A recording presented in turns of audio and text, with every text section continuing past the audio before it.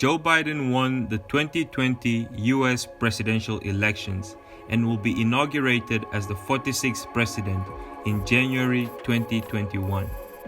But to understand what his presidency might mean for Africa, we would like to recall Biden's most significant encounter with South Africa. Joe Biden attended the Senate committee in 1986 as a senator, where he gave a powerful speech about ending apartheid. He challenged the US president at the time and their government policy towards South Africa. Amazed Bishop Tutu was as restrained as he was. His people are being mugged, shot, imprisoned, killed, smothered.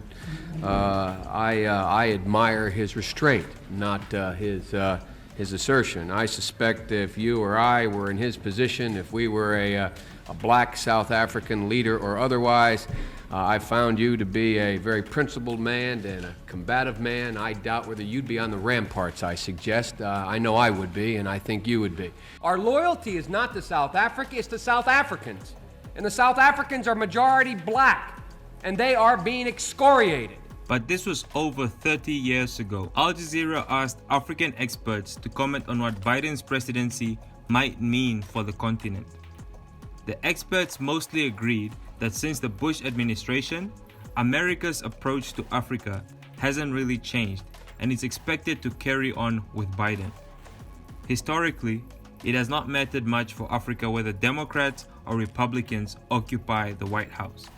The US-Africa policy seems to oscillate around a narrow set of US national and global interests, including the war on terror, countering China and Russian influence, and advancing human rights.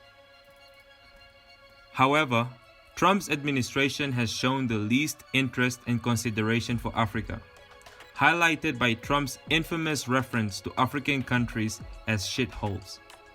Some experts are optimistic Biden will do a better job upholding democratic values and human rights in his relation with Africa and the rest of the world, which is greatly needed on the continent following a year that has featured EndSARS and the police violence that broke out in Zimbabwe against citizens earlier this year.